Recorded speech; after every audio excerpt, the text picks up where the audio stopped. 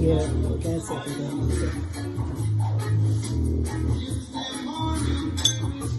health and and wealth. God's blessing upon us. Health, wealth, and Seek ye blessing. first the kingdom of God, and everything will be added unto us.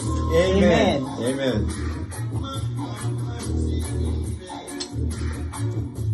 Amen. So, What a lovely dinner, Miss Dar. It's a beautiful occasion. What is the occasion? look here, get used to it. This is how I live in New York. Oh, wow. Oh, you know, I forgot to get my dressing. A dress though. Where that thing you usually you put some of it on it? Say this first.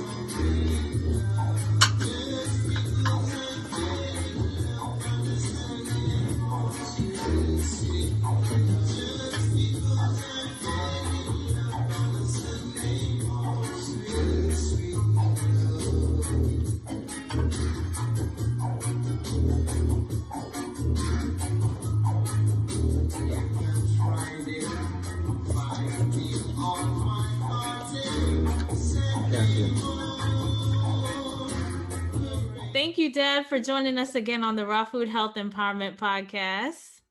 Okay, you're very welcome. I'm happy to be back. Happy to be back to talk on the topic that you have for us to discuss. See if I will have any great input to your audience. Yeah, and I'm sure you will. I just want to set up this conversation, right? So about a month ago, we released a podcast episode on how to start a health food store, right? Because we have so many communities, especially in Black and Brown communities, low income neighborhoods, that are food deserts. They don't even have a grocery store.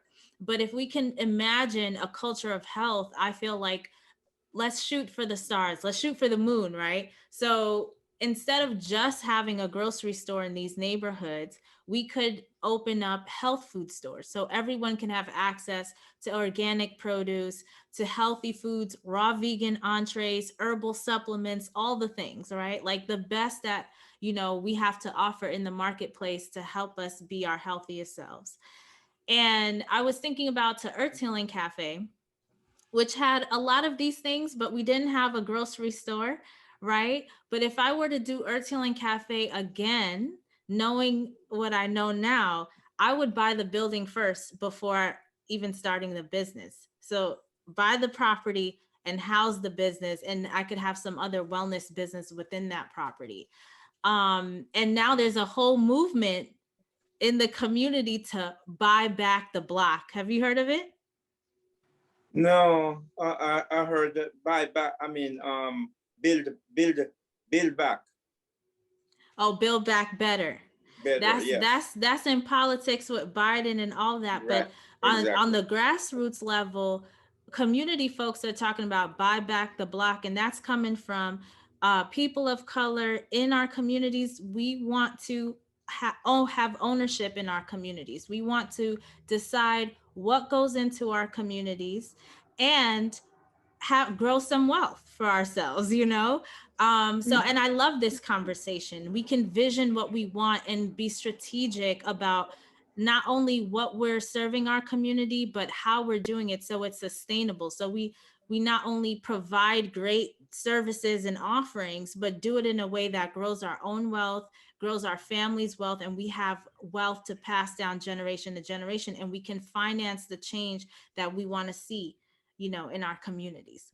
So as I was thinking about this, I'm like, who do I know that's actually gone through the process of purchasing commercial property? And of course, you came to mind. So I would love for you to talk about your personal experience on that journey. Like how does one even go about, buying commercial property? Like what, if you have the thought, what would be your tips on like what to prepare, like how to even strategize the planning before doing something like that? Or when I started, it was maybe say about 40 years ago, I was dead bent on finding to buy an apartment, a commercial building. How did I came up with that idea? I came up with the idea because I was preparing, I had money saved. And the money that I had saved was supposed to, for me to go to flying school. I was going to learn to fly airplane. Wow, I learned something new every day. Yeah. And that is random. I was talked into it by a friend of mine who was working with Air Jamaica, and both of us were in the military. So he started working on Air Jamaica as a plane mechanic, and then he said he works on the plane. He said, Dudley, you should fly the plane. So I said, okay, that sounds good. But then when I started looking into it deeply, I realized that these planes were crashing too often.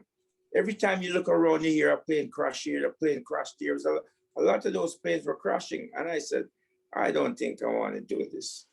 It made me start to look back on him and saying, is there something I have that he wants? Why he wants me to do flying, you know? He's trying to set you up. Yeah. So then I said, no, let me look for something else. And I started looking into real estate. And that's when I started going on the hunt to look for buildings. So every weekend I would drive around and go into the areas where there's a lot of big buildings, and I'll go in and I'll look for the super, find out if even there's no sign on the building, I'll go in and ask about it. Basically, I did some misstep in the beginning because that's not you basically should go about these things. You know what I mean? First thing you should even find a real estate salesperson to walk you through the process. But while doing that, I start to learn.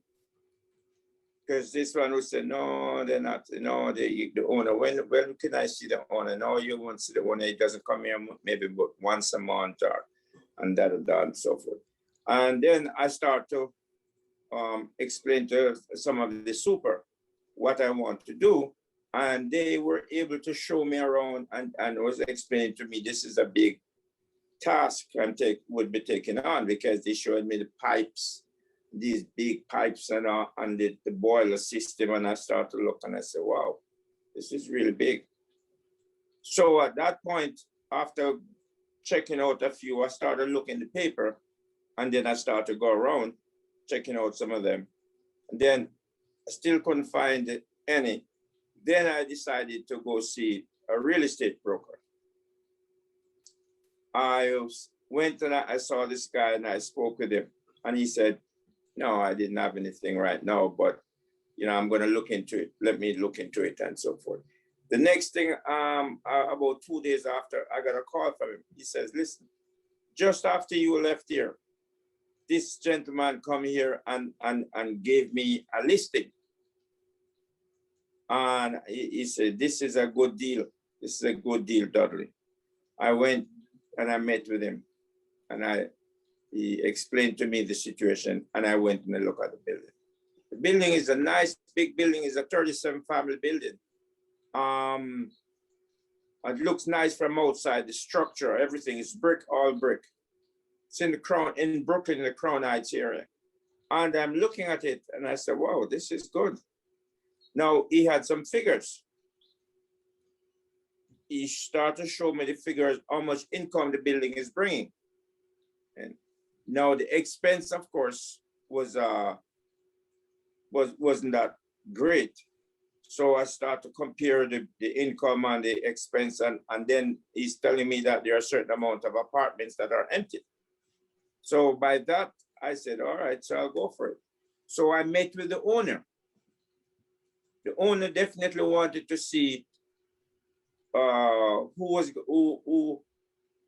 was going to buy the building, because it's a Jewish man who owned the building. And this area now is changing. This section of this area, it was predominant. Well, a good part of the area was Jewish. But then over this side here was changing. He had a lot of Spanish and he had a lot of Black Americans. And so I spoke with him and he explained to me that he tried to sell it to one person already. And the person forfeit the agreement and it didn't work. So he just didn't want to do the same thing with another person. But it was very difficult for you to go to the bank now to get a loan to purchase a building such as that, commercial building. So it was always good when you're buying that building and the owner decide to be the bank and hold the mortgage. So he would hold the mortgage. So every month you would just have to pay him. So I was fortunate with that. Because with commercial building, you got to have a good percentage, especially rental commercial building. You got to have a good amount of money as a down payment. What's a good amount? You need a minimum of, say, even 30%. And when I say commercial building, I'm talking about big buildings. I'm not talking about 4 family and 3 family. Those buildings are small. I'm talking about units of 30 or 20 and upwards. Mm-hmm. Those units. Those are because those buildings right now run into the millions. So for the smaller size commercial properties, how much down payment do you think? Well, you would need about 30%. 30%. Even for the smaller ones. For the smaller, yes, you're gonna need at least.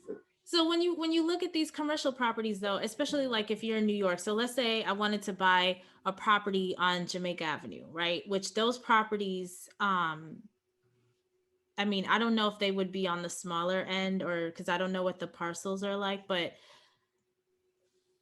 30% is a lot of money. So how are you getting this money together? Can you do it with no money? Like if you have no money? Well, you see, that's a good question. Now, while all that no money down business, I never know anything about it. I never didn't know anything about it until I eventually get into real estate fully and become knowledgeable about real estate, because I was just a new person stepping into something. I as an investor, basically, I was going in as an investor. So there is such a thing as no money down, but it does not always work to the person advantage, and unless it is in a really undeveloped area. When I say undeveloped area, an area that is run down and is not attractive. It's hard to liquidate any funds from that investment, from that building. In other words, even if you have the building and it's worth $1 million, you probably could even get 10% of that to borrow off it because of the area that it is in. That's how it was back then. But during the time while I was in the real estate business, I become a licensed real estate broker and I learned all the ins and outs of real estate. I realized that there are some situations that you can get no money down. However, these are it's a luck of the draw. In situations, sometimes it's about negotiating. When I say negotiating, the person who's looking to sell is willing to give you that opportunity. But although it's an opportunity, you're going to have to pay for that opportunity. Because he's going to tap into, if he's a smart owner, he's going to want to tap into whatever he's giving you because he knows he's giving you something. Now, after a while, people start to abuse that situation because they're coming in now and they say, listen, I'm buying, and I'm talking about small building now, say 4 family. A 4 family, say running about 600 and 700,000 or 500,000 right now. 500,000 is It's very cheap. So you would say about 750,000 now. And you're going in there to purchase it without no money down. The owner knows exactly that feel that there's going to be a problem because it didn't cost you anything to get into it. And so when you start to run into problems, financial problems, it's easy for you to walk away. And if he had the building and it was valued, say, let's say it was valued 750,000 at the time, and then you have it for about a year or so and didn't do anything to it to improve it, it's gonna now worth less than what he had, he was selling it for to you, and you create more damage, and it's not a good way for a serious investor to start. That's what they call it. And sometimes it's not because you would want to do it, but because circumstances force you into that situation. Mm-hmm.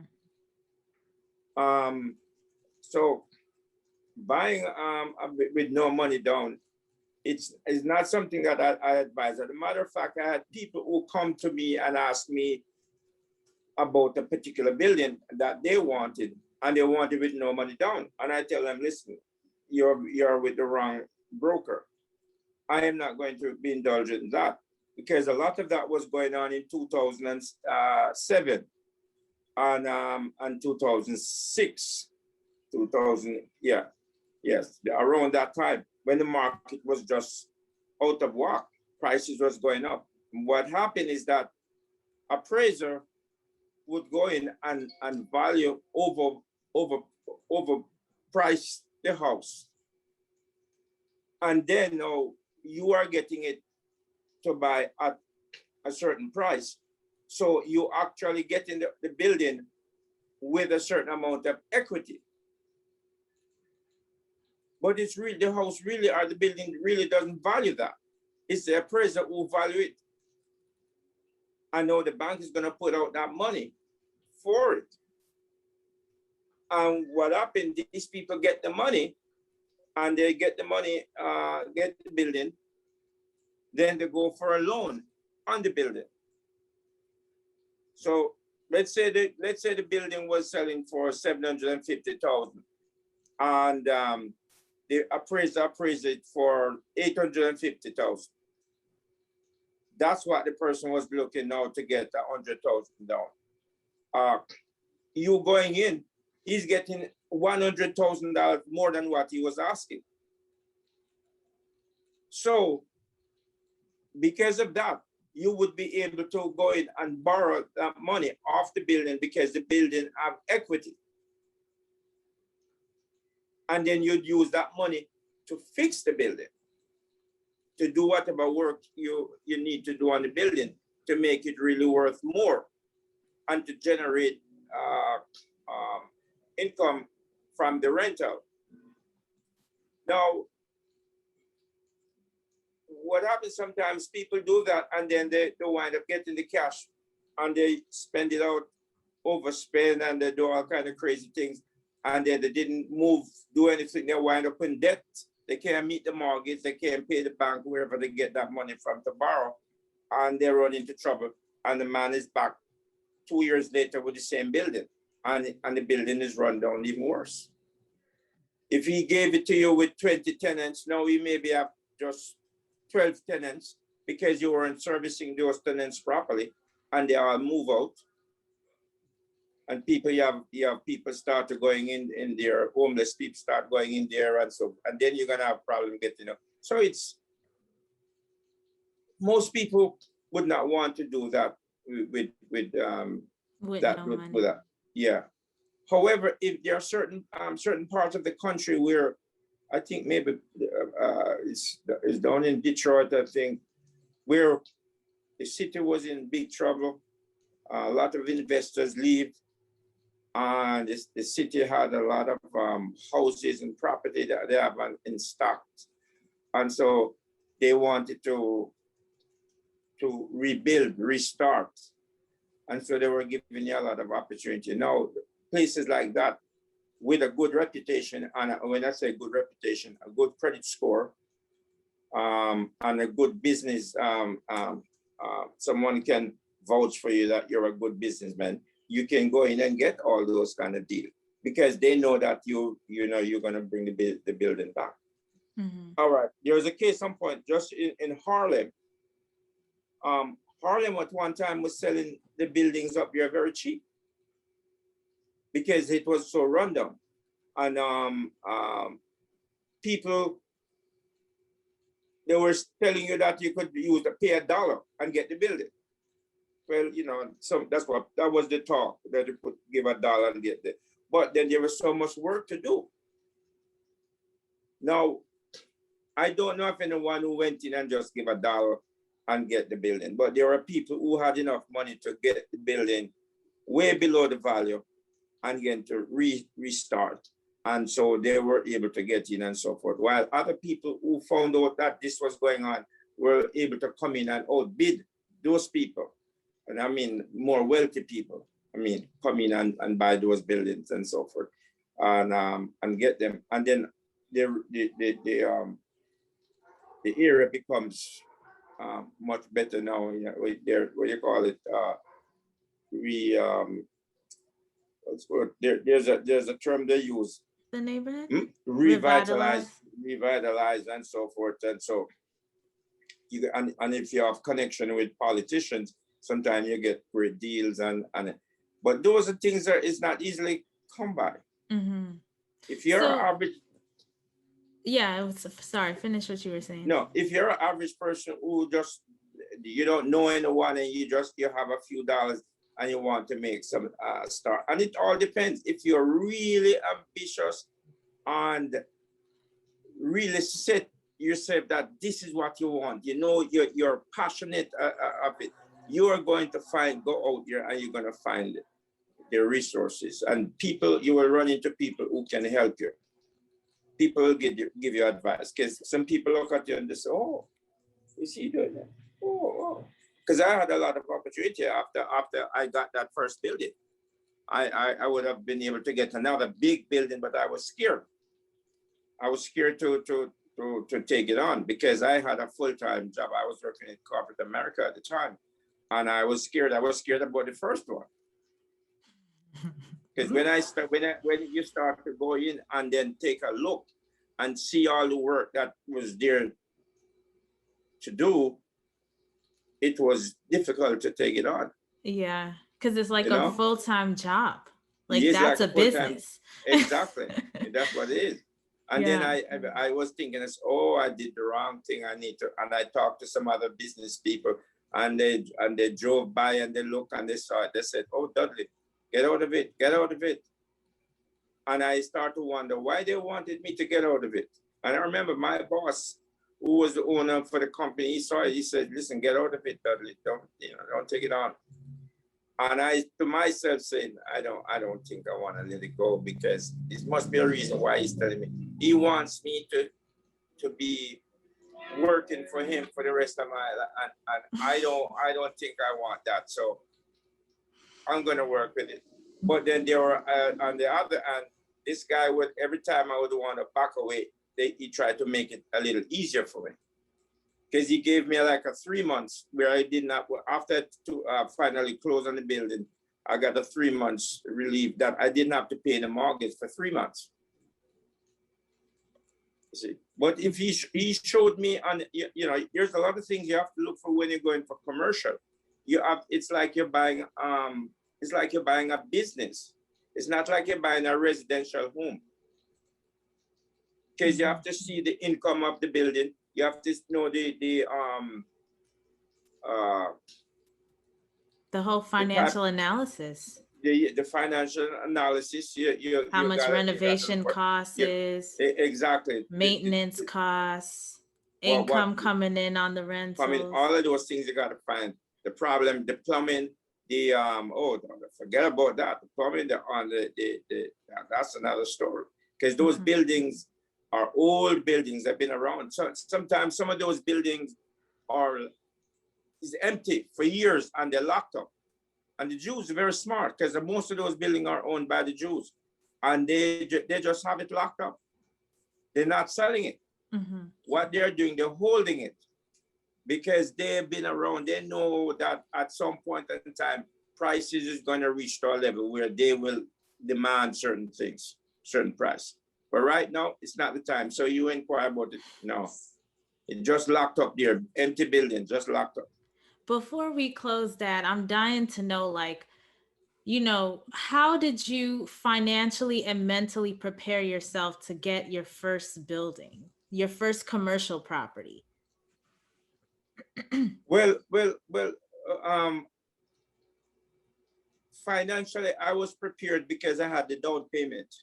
You had 30% down payment ready. Well, it wasn't fully 30%, but I got a break from the person who was selling, because that's another important thing. The key is in negotiating. Mm-hmm. You have to learn how to negotiate, and they were able to accept less than that 30%. However, I was making a big income.